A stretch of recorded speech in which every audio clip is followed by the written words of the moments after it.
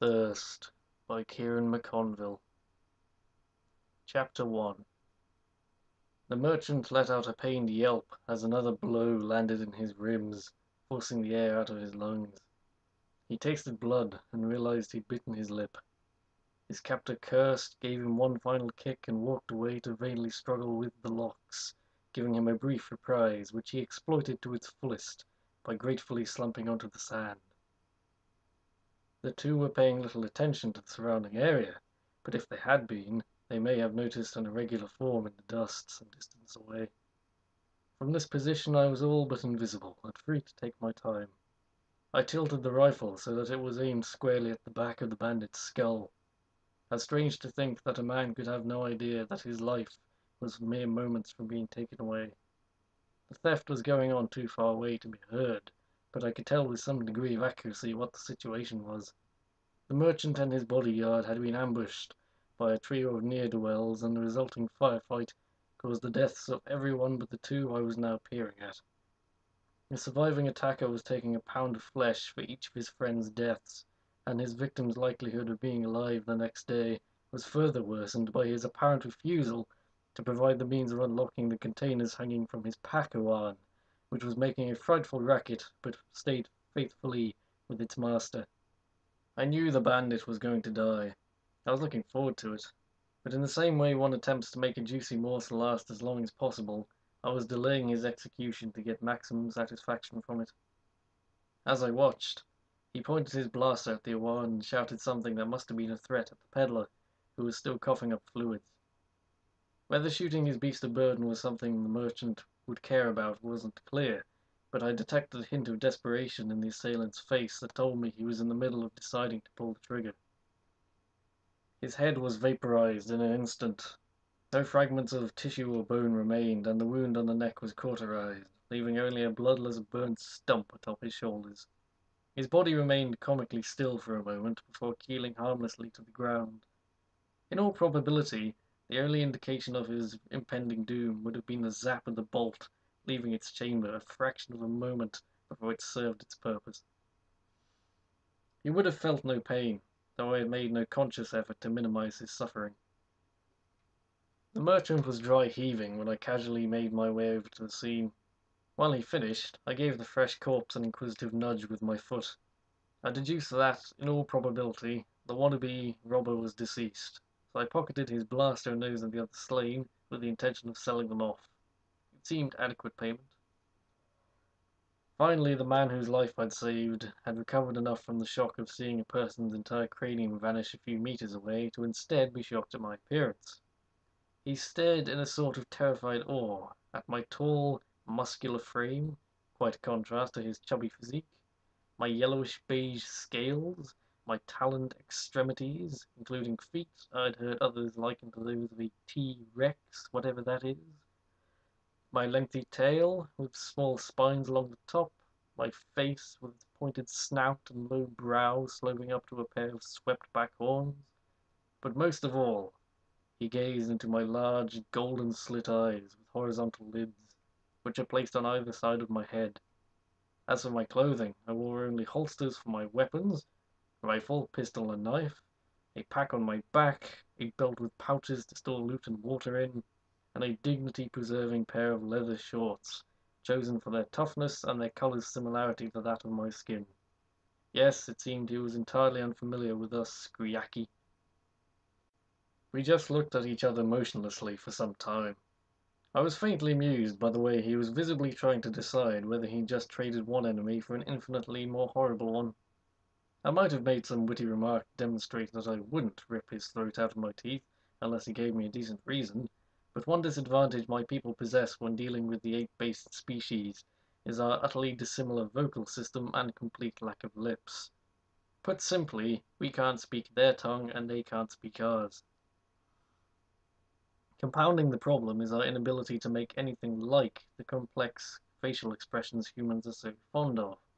It's not as much of a hindrance after a lifetime of finding ways around it, but there are certainly plenty of occasions where being able to explain myself would have saved me some ammo or bruises. I decided enough was enough and reached out a four-fingered hand, making sure his was clean of vomit in advance. This gesture of peace didn't go unnoticed, as he relaxed and allowed me to pull him to his feet, though I sensed some apprehension about having to make contact with me. "Thank God you were here, friend. That villain and his comrades killed my bodyguard, and he would have done the same to me once he learned how to get into my inventory. I am John Track, by the way. Thank you again, Mr. There was an awkward silence that lasted far longer than necessary, but I ended it by gesturing towards my mouth and shaking my head, which communicated my meaning sufficiently. I could have told him my name, of course, but he wouldn't have been able to comprehend it. "I see. Well, you can understand me, can't you?" A nod. "Ah, I think we can work with that. I'm afraid I've never met one of your kind before, but this is certainly a positive first impression. If your people are even half as heroic as you, they must be the noblest in existence." I bowed slightly in polite reception of this compliment, but inwardly smirked at the man. "Nobility gets you nowhere on Schmerge," I would have said, but it appeared that playing the part of the saviour for the time being was the surer path to financial compensation for my labour. John didn't look to be a big-time merchant, but he could well have powerful friends. He waddled over to his Iwan and quickly calmed the worm into compliance. These creatures multiplied in the thousands in underground hives, and were just big enough to be ridden and used for all manner of menial tasks. Their great strength and natural stupidity made them ideal for such work. Although they were largely harmless, there were always stories of children who wandered too close to a hungry Owan and found themselves being digested by the invertebrate. Even ignoring that, they could never be called pleasant company. There were times I resented having such a potent sense of smell, and the less said about the slime, the better. "Yes, Slick seems to be fine. Scared out of his tiny mind, but alive." I raised the part of my face where an eyebrow might have been, causing the man's rolls of fat to shake with a short, violent chuckle. "Oh, of course. Perhaps it seems odd, but I felt the need to name him something. We go everywhere together, you know, so he is as much a part of the team as—" He stopped short, remembering the fate of his protector. "Terrible shame what happened to Zeg. Best bodyguard I could have hoped for." Then an idea came to him. "Say, I need someone to keep me safe on the way to Hydroton. Have you ever been? No? It is not far east of here. It should not take less than the time to go until sundown. Would you like a job?" I pondered this a moment before deciding that Hydroton was as good a place to go as any, and it wouldn't hurt to be paid for going there. Worst case scenario was I'd arrive and find nothing to do, but I'd still have what John had given me for my trouble, not to mention Adventure's habit of finding me no matter which distant corner of the galaxy's biggest ball of sand and rock I ventured to. Might as well, then. I gave my best approximation of a smile, more of a pained expression, really, and nodded in agreement, signing the verbal contract on the dotted line. Chapter 2. The trip was tedious. I was used to enduring one-sided conversations, but John was a spectacularly uninteresting man, once the novelty of noiselessly laughing at his cartoonish proportions and excessively posh way of speaking wore off. One got the impression he attempted to seem more important than he was by affecting an authoritative accent and dialect, with the ironic result being that he ended up sounding more ludicrous than ever. Then again, for all I knew, he was simply cursed. Schmerge knew only one trick, namely expanses of empty desert with the odd field of distinctively red stone spires and other formations, but it performed on a big scale. Typically, all you could see in every direction was sand and heat glare, with perhaps the tiniest suggestion of a hunk of rock at the extreme limit of your vision. I'd never left the planet in my life, not for lack of desire, but I imagined that space was much the same, but with literal emptiness in place of practical emptiness. Anyone wanting to be alone could easily manage it. There were stretches of land large enough to wrap twice around other worlds, and nobody was ever known to have set foot on. There was a kind of serene beauty to it, but the ever-present threat of death by starvation, exposure, or blaster somewhat undermined that. We trudged over the endless wastes, stopping only for comfort breaks and when John needed a rest. How he stayed so plump while making regular marches across the desert I'll never know, but his stamina was appalling. Once I hissed and motioned to him to get his head down, and we watched in silence as a mighty louk bird glided by, briefly plunging us into darkness as it passed. Anything the size of me that can also fly is bad business. Maybe that should be written on my grave some day. At any rate, we reached Hydroton relatively unmolested, entitling me to a lovely handful of coins, which I greedily accepted. John tentatively asked if I'd consider becoming Zeg's replacement on a semi-permanent basis, but I humbly declined. I'd had more than my fill of Mr. Track already. It was a fairly typical Schmergian town, if such a thing existed. It was built solely because the founders had discovered a quantity of water below the surface of a rocky patch hidden in a cluster of small overhanging cliffs. Given how finding water on the planet dubbed the armpit of the galaxy by many was an accomplishment in and of itself, it was entirely common for a new settlement to be established on top of an underground pool and then see it dismantled a few years later once said pool had dried up.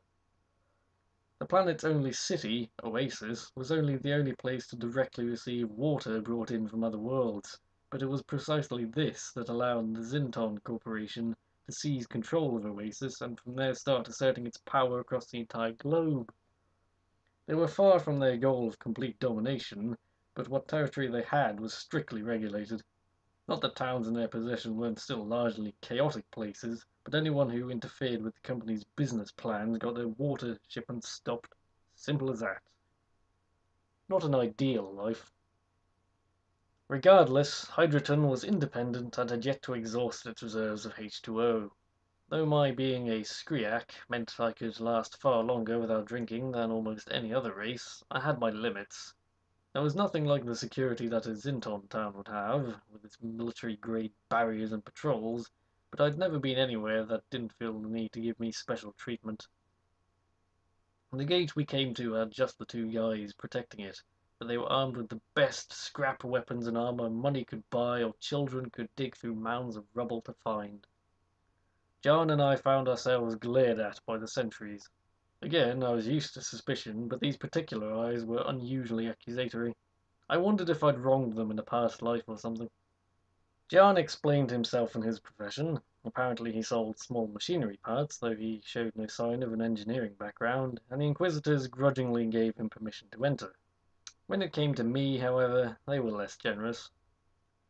"The smock you men be," said the one with a magnificent row of broken yellow teeth. "Has a lizard dressed itself up and thinks it can be a person now?" I gave him the longest, coldest look of my life, and I admit to having felt a twitch in the hand closest to my knife. The other grunt stuck his giant nose in my face. "Don't think he heard us. You stupid or what? Don't like your face, girls. You better clear off before I make boots out of you." Given the level of provocation on display, I don't feel guilty in telling you I'd all but concluded that these men needed some amateur eye surgery when John abruptly reappeared, having noticed what was going on. "Excuse me, lads, but I could not help but notice you seem to be harassing my friend here. Is something the matter?" "He's a mutant or summit," drawled Crooktooth. "Ain't got no right to be here." John looked to have taken this as a personal offence. "Now just you wait there, sir. Unless this man has done you wrong, I can vouch that he is a fine upstanding fellow who in no way deserves this sort of treatment. I demand an apology." The fat merchant had his heart in the right place, but little idea of how to win an argument on Schmerge.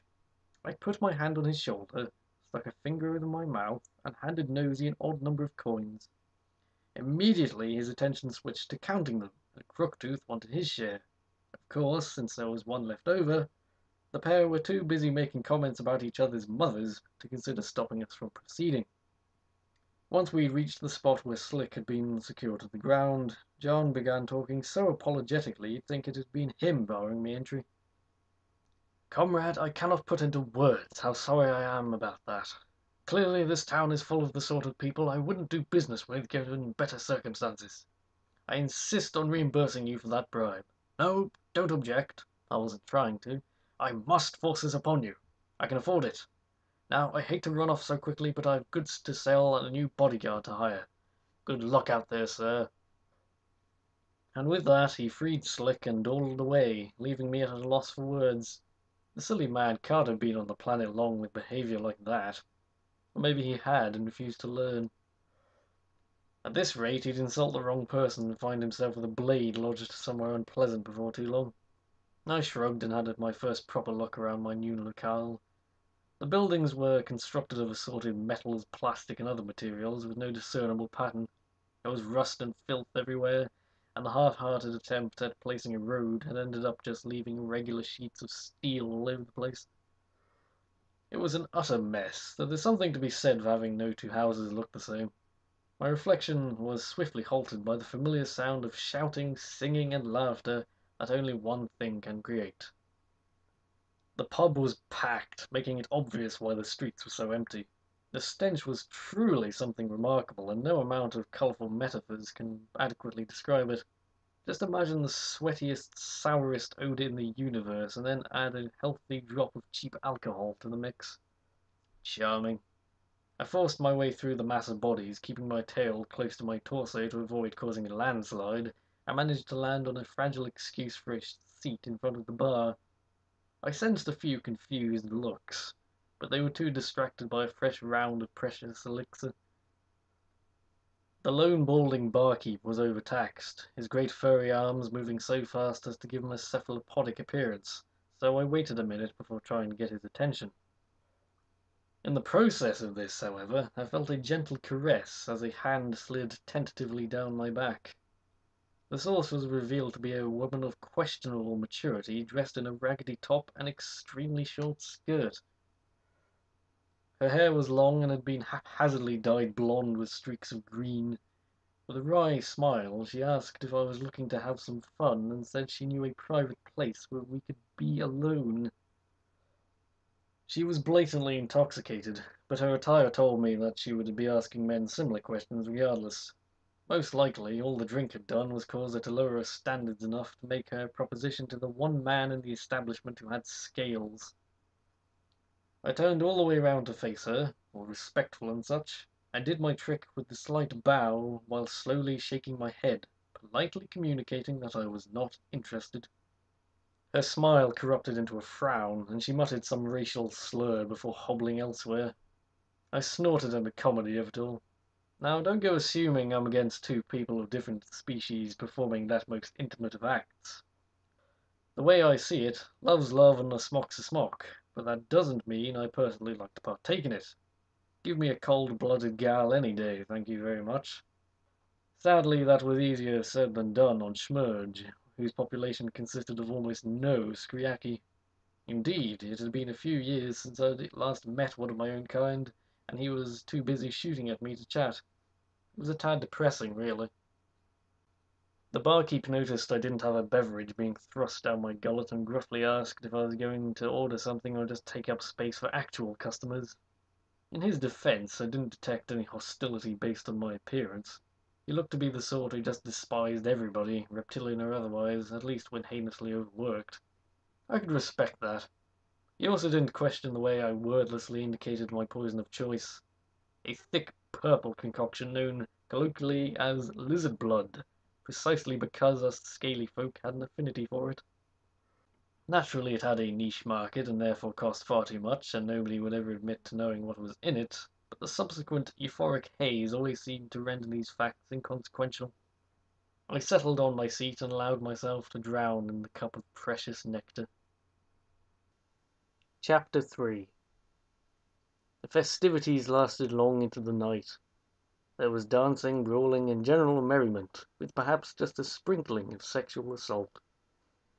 The locals were so preoccupied that nobody paid much attention to me, with perhaps the sole exception of whoever owned the hand that made a grab for my pack and subsequently nearly lost a finger. Never heard from that particular miscreant again. Apart from that, I was free to revel in the atmosphere of the place. When a whole building full of people want to do nothing but drink and guffaw, you somehow find yourself compelled to join in. Eventually, though, more and more shambling forms began to exit the pub, mumbling about work to do in the morning and such things. In the end, only I, the barkeep, and a few souls too deeply enthralled by the evils of alcohol to stand remained. I was leaning precariously in my seat, balancing at an angle that would have seen a human flail uselessly onto the dirty floor. Tales have their perks, you know. My level of drunkenness at that moment could be called comfortable. I was just at the point where any further ingestion would cause me to lose major motor control. I'd learned from experience that resisting the temptation of that extra mouthful was the only sure way to avoid waking up with no valuables and an obscenity scrawled across my face. I'd felt the pangs of hunger and was gnawing at a hunk of meat retrieved from my pack. Couldn't recall what it was meant to be, but didn't much care either. The barkeep was recovering a short distance away. I could only imagine the stress of going through such a rigorous routine every night. Still, he was likely the wealthiest man in the community, so that would be some comfort. I was contentedly chomping away when I realized he had moved closer to me and seemed about to converse. "We don't get many Skriaki in here, you know.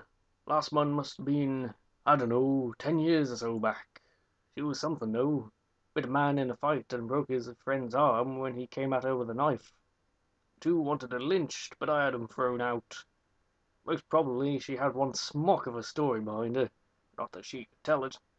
Never did see her after that night, but she made sure I wouldn't forget it. Not to mention the bloke she sent to the doctor." The old man's eyes had a curiously dreamy look to them for a moment. The fact that he once met another Skriak, and indeed even knew what to call us, didn't surprise me, since his profession pretty much entitled him to encounter every race known to exist and then some, but he spoke of a single instance so very clearly. I wondered what he wasn't telling me, but a combination of booze and the exquisite feast I was relishing washed my curiosity to the back of my mind. I was also diverted by the growing impression that his head hair had at some point migrated and retired on his forearms. "I reckon you fancy yourself an explorer," he continued. "Nobody on this chuck of a planet is here at a choice, but you get a few lads who either secretly love it or just make the most of it. I see your gear there, and it's pretty high-tech stuff for somebody who doesn't actively look for things to shoot. Am I right?" I wasn't sure if he was just a peculiar conversationalist or leading me somewhere with this talk of adventuring, but I gave a shrug and a half nod, which apparently was proof enough for him, as he enjoyed a manly laugh and wagged his finger in a playful, accusatory manner. "Knew it, knew it. Guys like me just sit still and hope God will miraculously get us out of here, but you go out and actually try to find your own way off. Well, doubt you'll get many chances round Hydroton. Not much call for an hero. We just work, drink, and smoke till we drop. Or the water runs out, in which case the last step comes sooner than expected. No dragons to slay here, I'll tell you that for nothing." I didn't know what a dragon was, but slaying was all part of what had to be done in my line of work. Near global poverty bred plenty of evildoers, and most of Schmerge lacked a traditional justice system of any description. As such, it took fools with more guns and bravery than brains to sort out problems, in return for an adequate fee. The millennia's worth of myths and legends also meant that treasure and terror could be found in equal supply, if one knew where to look. I was no fool, so I knew when something had too many teeth to be worth the bounty on its head, but sometimes Schmerge just wouldn't take no for an answer. My meal had been reduced to a bone with some scraps of flesh clinging to it, but the act of nibbling it was relaxing. The barkeep had been directing a jelly-legged man to the facilities, but came back with the intention of rambling further. I didn't mind him. It was nice to meet someone willing to basically talk to themselves for extended periods. "Sometimes I think I could maybe go to Oasis or somewhere. Maybe get lucky and grab a ride out of here. For a trip like that for someone my age. Never make it there." His face turned forlorn, and he poured himself some green liquid. The stuff smelled like it could clean ship hulls, but he was evidently accustomed to it. The silence became mutual. Only the sound of my teeth scraping against the bone remained. Chapter 4. I awoke sprawled on the cold tiles. I must have dozed off in that dangerous position and then collapsed without stirring. Unless, of course... A horrible thought floated to the surface of my mind, but a frenzied check confirmed that my belongings were where I had left them. I then became aware of a rhythmic pounding in my head, which I identified as the punishment for yesterday's sins. I got up, aching in more places than one, and became aware that nobody else was present. This was not worrying in and of itself, but I could tell on some intangible level that this was not an innocent occurrence. Still trying to quieten the drums in my skull, I gathered up my equipment and emerged into the outside world. The sun's rays caused a momentary crescendo between my ears, but with effort I convinced the orchestra to keep the decibel levels reasonable if it would be too much trouble. It was mid-morning, and yet no sign of the town's populace was to be found. I wandered aimlessly along the shoddy pathways, but no one presented themselves. The buildings' irregular shapes and alien angles didn't help to dispel the unsettling belief that I was strolling through a ghost town. For all I knew, this was entirely normal, yet that same eerie feeling tugged at my essence, informing me to the contrary. After years of surviving on my wits, I knew to pay attention when my very soul could detect bad vibes.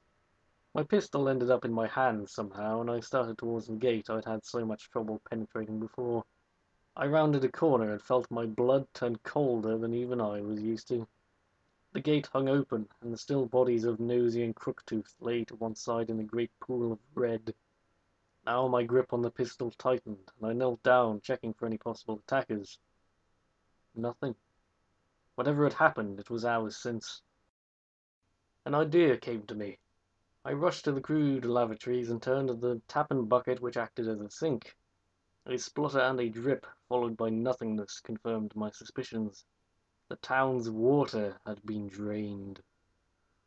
Returning to the grisly scene, I noted what could only be tread marks from some large vehicle outside the walls. This was the work of bandits, I knew. Unusually clandestine bandits, perhaps, but bandits nonetheless. Abruptly, a movement caused me to spin round and inadvertently let out a short roar. My finger moved within an atom of the lethal distance on the trigger, but hastily retreated when I saw the disturbance was only a young woman exiting her home, one hand pressed firmly on the side of her head. Dazed as she was, she apparently didn't see the panicked lizard man nearly fry her and then shakily holster his gun out of embarrassment more than anything. Even as I praised my own reflexes, a number of other inhabitants came shuffling forth from their abodes, all in varying states of cranial agony. It seemed I had been presumptuous in thinking the place deserted, but a settlement full of people in deep, drink-induced slumber is essentially empty in the eyes of bandits looking to burgle. It took some time, what with their temporary disability, but cries of anguish began to rise up as the population discovered their loss. Sorrow turned to rage, and I knew to stay out of direct sight, since if there was one thing mobs were good at, it was finding scapegoats. The scene at the gate was found, and the site became a massing ground for the horde. Amid the turmoil, the distinctively bald dome of the barkeep swam into view. I watched it bob to and fro, pushing against the tide until it broke out of the pool and revealed the man beneath. He took up a prominent position on the refuse pile and started the whole speech about taking back what was rightfully theirs and such. I wasn't terribly surprised that these people apparently saw the man who kept them drunk as a leader of sorts, though I do remember thinking that it'd take a slightly more inspiring sermon to convert me to a cause. Still, Hydroton's population lapped it up, so I suppose that's what mattered. Once he was done being hailed as a hero for doing basically nothing, I sensed I was probably safe enough to make my presence known, and he speedily made his way to me. I could tell a job opportunity was in my future. Chapter 5. So then, I'd agreed to follow the trail left by the vehicle and get the town's water back. It might seem like a rash decision, given the lack of concrete details known about the culprits, but I'd already made some educated guesses based on the evidence. First and foremost, a large gang would have likely just raided poor Hydroton, taken what they wanted, and burnt the rest, so this was surely a small group of individuals. Secondly, though they possessed some machine that allowed them to steal the precious liquid, they could have easily found or engineered it from scrap, so there was little reason to think they had any kind of real firepower. Finally, the guards had been killed sloppily, suggesting they weren't exactly trained assassins. To be fair, neither was I, but I had more faith in my own abilities than those of small-time thieves and impulsive murderers. I killed professionally, thank you very much. And so began my pursuit. Their vehicle had left deep imprints in the sand, and not even the wind's best attempts at undoing the damage could hide them from me. I strode along in their wake, noting any occasions where they appeared to halt. I could tell because a great jumble of footprints would encircle a particular section of the trail. From their frequent stops, I deduced that the device carrying the water was probably cantankerous and in need of regular repairs. Granted, most machinery on the planet was of that sort, but it was a clue nonetheless. It gave credence to my theory that it was an amateur job and not part of some convoluted plan by Zinton to force the town into some sort of agreement. People dying of dehydration could be very malleable, though the barkeep had assured me that his vast stores of alcohol would buy them a few days. I wasn't sure of the science behind this claim, but I reasoned that a placebo effect was as good as the real thing. For 2 days I hunted my prey, stopping only when exhaustion or a bursting bladder forced me to. I even ate on the move, I was so efficient. At one point I passed close to the remnants of a community. It was more of a village than a town, but it had clearly been abandoned, as was the procedure when the water ran out. I wondered if those I had chased had been pulling a similar trick for a good while. At last I found my quarry. A decrepit water crawler parked just inside the mouth of a cave in the side of a particularly sizable and craggy rock clump. I approached with caution, but soon found that nobody was around and the cargo had been extracted. I wasn't overly eager to venture into the jaws of some ancient stone beast, but the thought of some glorious bounty pushed me forward. Besides, after following them all that time, I felt it was within my rights to brutally kill them for putting me through so much trouble. I sensed nothing hostile immediately inside. Moving as stealthily as possible, I made my way down the slight slope. It was pleasantly cool, though heat was hardly something I was unused to, but as I descended, I noted that the air grew increasingly moist. Highly suspicious. A short, intense walk later, and I entered a chamber that defied expectations and logic. An immense space opened up before me, dwarfing my meagre form 1,000 times over. The roof towered above, high enough that its details were difficult to make out, but this was rendered dull and uninteresting by what lay below it. A lake of proportions that didn't seem possible on Schmerge by any natural means. The volume of aqua pura contained was easily 100 times what hydrogen would need to survive and even thrive, at least by Schmergian standards. Its scale could not be over-exaggerated. To someone who'd only seen water in mediocre pools, it was like stumbling across an ocean. It was incogitable to me that so much liquid could exist on the planet, let alone in one spot. I sat there what felt like hours, transfixed by the tranquility of the impossibility.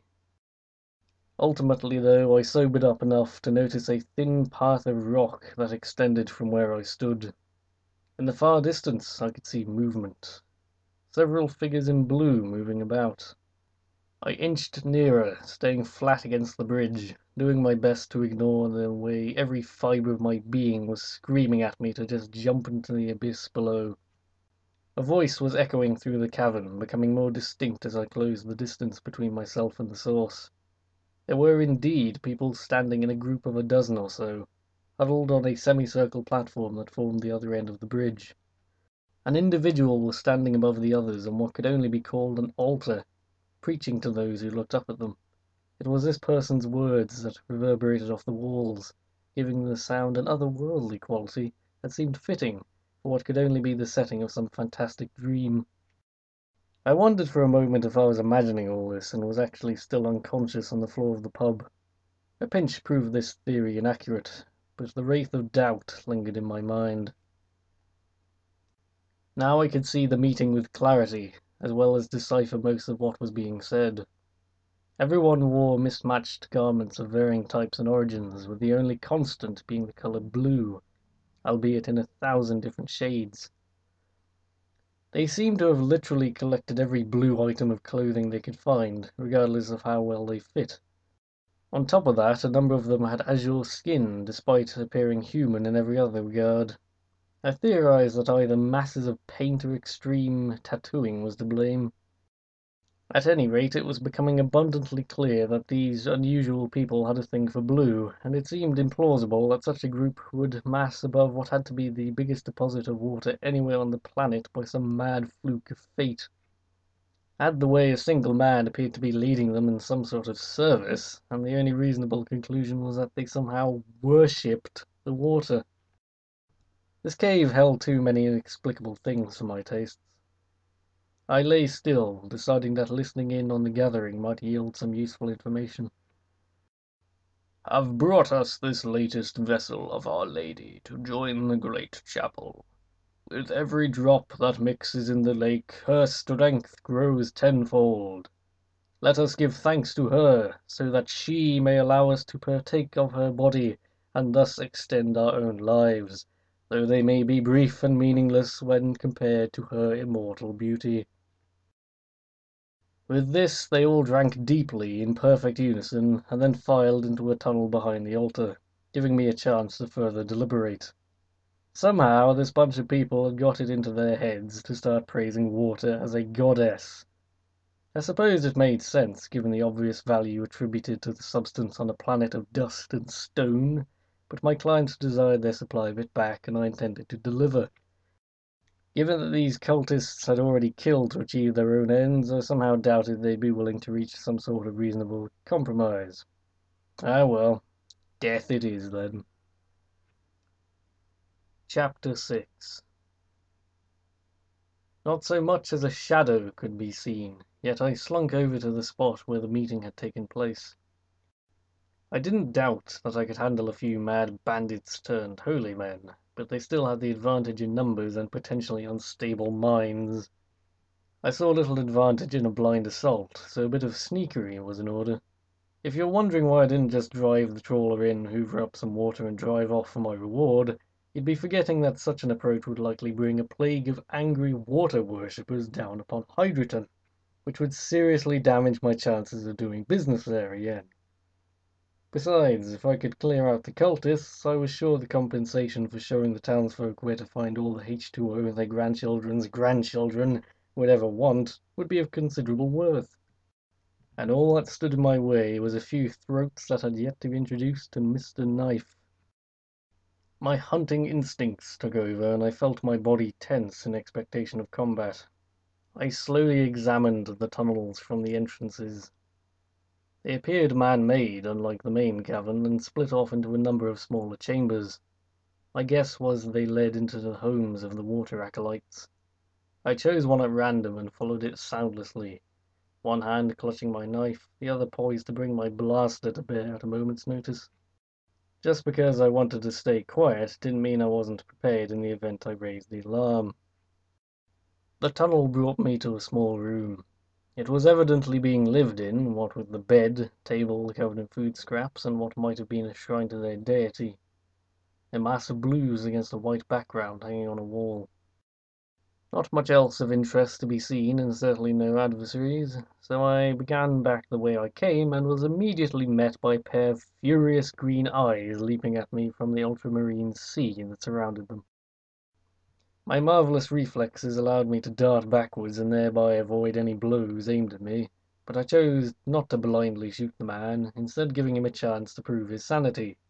He promptly let out a yell and charged at me with no apparent thought for his own well-being, which was excuse enough for me to jam my blade into his chest. He gasped, shuddered, fell still. At least his blood was a normal color, if nothing else. I may have felled one of my targets, but his battle cry would have surely been heard. So much for stealth. I sped back to the bridge, a plan of action forming with every footfall. I reached the far side of the great chamber and spun round, ready and waiting for the assault. Within moments the whole collective had reunited by the altar and looked at me with bewildered ire.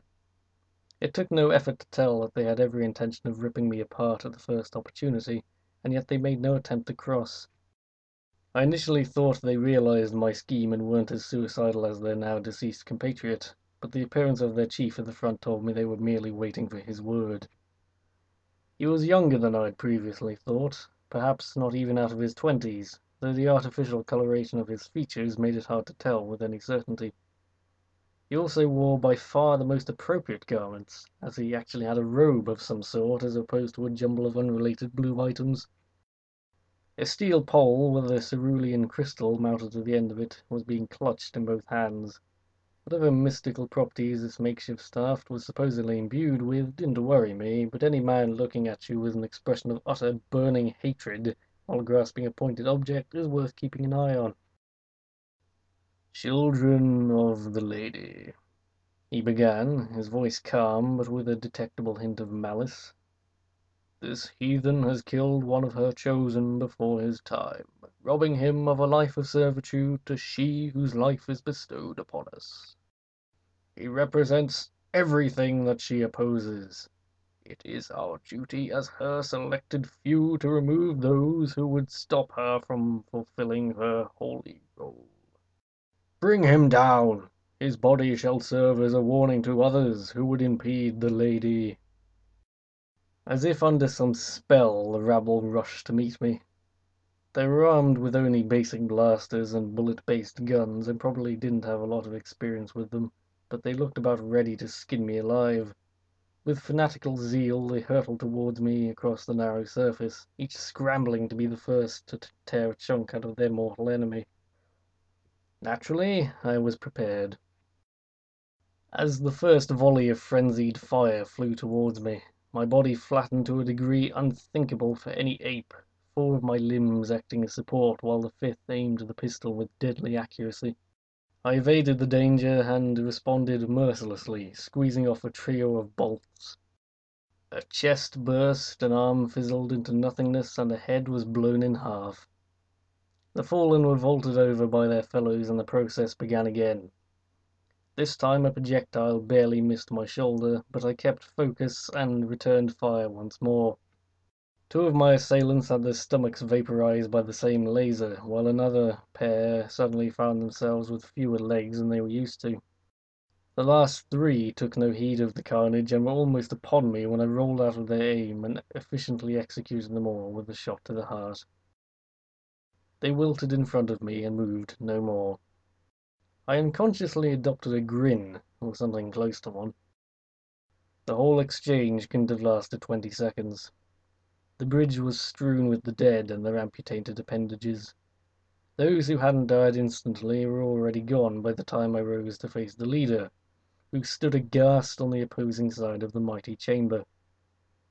His entire congregation had thrown themselves against an immovable object and paid the price. Tears of dismay began to slide down his cheeks, but his face had already morphed into an expression of inconceivable loathing before they had hit the ground. He threw his staff to the floor with a clang that reverberated around us.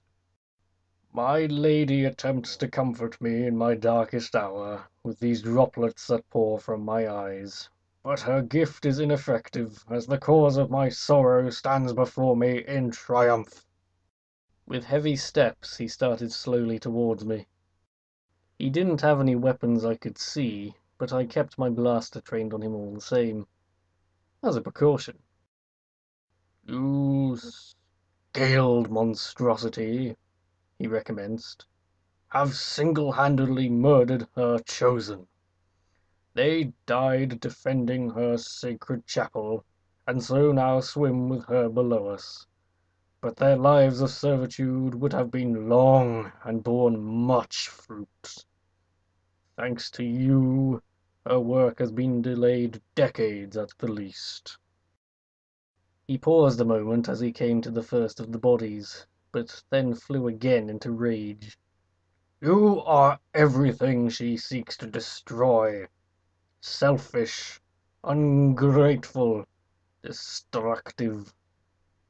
When we kill in her name, it is to further her plans and bring this world nearer to salvation. But you kill only for your own twisted gains. Look at these bodies, creature. May the image of these fine men and women haunt you until the day you crawl back into the pit of fire you came from." Now he was barely 2 meters away from me. He showed no sign of wanting to move closer, yet his eyes burned with all the ferocity of a tsunami. He stood silently for a long moment, then turned and stared sullenly downwards. The tears had regrouped for a second invasion and now flowed uncontested, running off his face and falling down, down, down into the ocean that glistened far beneath. "You need not fear me, beast. I shall make no attempt at your life, but neither shall I grant you the satisfaction of seeing me defeated a moment longer. I go now to be with my lady. I pray she can forgive my failure." And as the last syllable left his lips, I blinked and he was gone. Understandably perplexed, I rushed to the ledge and scanned the depths for any sign of him. A splash, a ripple, some clothing, anything. Nothing. Only the faint trickling of the pool came up from below to greet me. I was starting to think it'd take a smocking sea of lizard blood to make all this weirdness worthwhile.